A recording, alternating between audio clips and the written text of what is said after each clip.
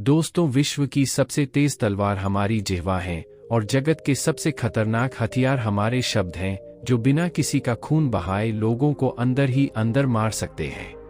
हमारे शब्द हमारी ताकत हो सकते हैं, उसी के साथ यह हमारी सबसे बड़ी कमजोरी भी हो सकते हैं, अगर हमें नहीं पता कि कब, कहां और क्या और कितना बोलना है।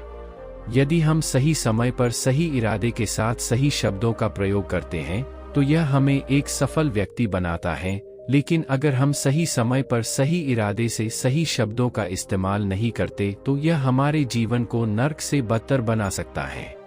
आइए समझते हैं इस कहानी के जरिए कि चुप रहकर जीवन को कैसे बदला जा सकता है। रूस में एक बहुत ही प्रसिद्ध बौद्ध भिक्षु रहा करते थे। उनका नाम रिसाई था। रिसाई अकेले रहते थे।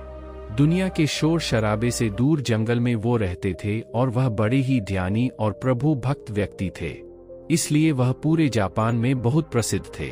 एक दिन एक राजकुमार रिसाई के पास आया और बोला, हे प्रभु, मैं हमेशा थका हुआ, निराश और परेशान महसूस करता हूँ। मेरा मन बहुत अशांत रहता है, हालांकि मेरे पास सब कुछ है, दौलत, शोहरत, सुख सुविधाएं जो हर व्यक्ति चाहता है या पाने की चाहत करता है, लेकिन फिर भी मेरे अंदर इतनी अशांति और चिंता क्यों है? रिसाई ने उसकी बात बहुत ही ध्यान से सुनी और कुछ सोचने के बाद कहा, तुम इस प्रश्न का उत्तर जानते हो, बस तुमने कभी इस प्रश्न को हल करने की कोशिश नहीं की है।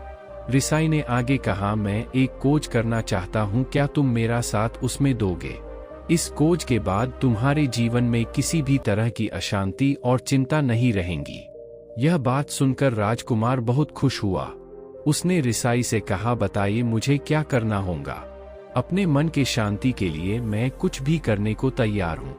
राजकुमार की बात सुनकर रिसाई ने कहा, तो फिर अगले 25 दिन तक मेरे आश्रम में रहोगे और एक सामान्य व्यक्ति की तरह अपना जीवन व्यक्तित्व करोगे, और इन 25 दिनों में तुम अकेले और चुपचाप रहोगे, जितना हो सके कम बोलोगे।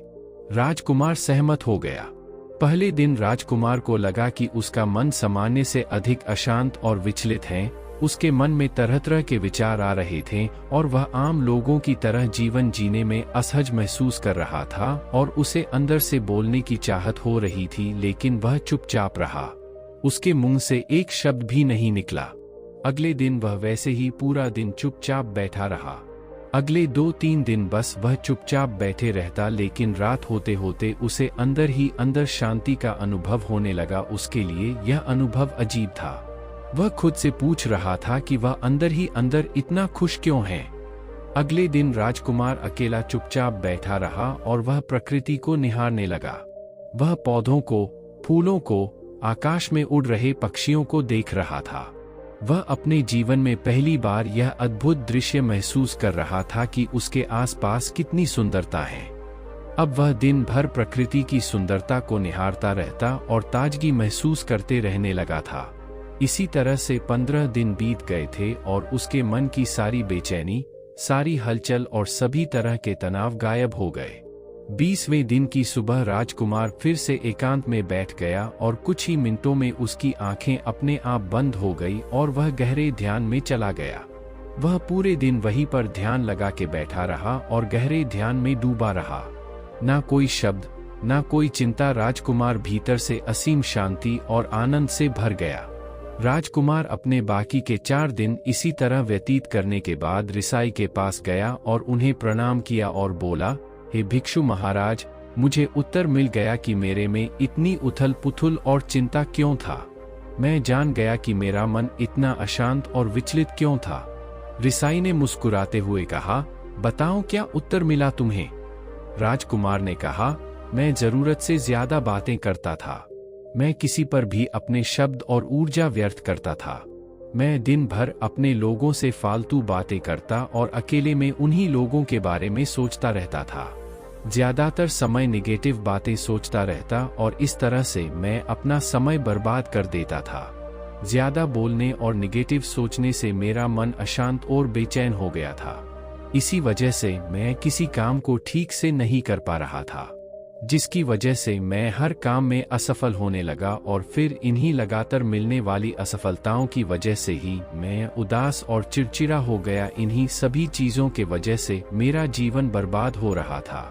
यहाँ पर हुए 25 दिन मेरे लिए पूरी तरह से अलग थे। मुझे कुछ अलग ही एहसास यहाँ पर हो रहा था। अब मुझे ऐसा लग रहा है मैं अपना जीवन पूरी तरह से जी रहा हूँ, लेकिन इसके पहले मैं अपना जीवन गलत तरीके से जी रहा था। जीवन में खुद को जानना और समझना बहुत जरूरी होता है, जो मैंने पिछले 25 दिनों में अनुभव किया। राजकुमार की सारी बातें सुनने के बाद रिसाई ने कहा, सिर्फ तुम ही नहीं, दुनिया में ज्यादातर लोग जरूरत से अधिक बोलते हैं। आज भी लोग ज्यादातर समय केवल दूसरों को नीचा दिखाने के लिए ही बर्बाद करते हैं। रिसाई ने राजकुमार को चुप रहने का महत्व समझाते हुए कहा, एक बार गौतम बुद्ध से उनके एक शिष्य ने पूछा, आप ज्यादातर चुप क्यों रहते हैं? तब बुद्ध उन्हें चुप रहने के फायदे को समझाते हैं। चुप रहने से व्यक्ति अंदर से अनंत शांति और गहराइयों में होता है। मौन अपने भीतर उतरने की पहली सीढ़ी है। मौन के बिना खुद को जानना असंभव है। खुद को जानने और समझने का पहला नियम है मौन हो जाओ।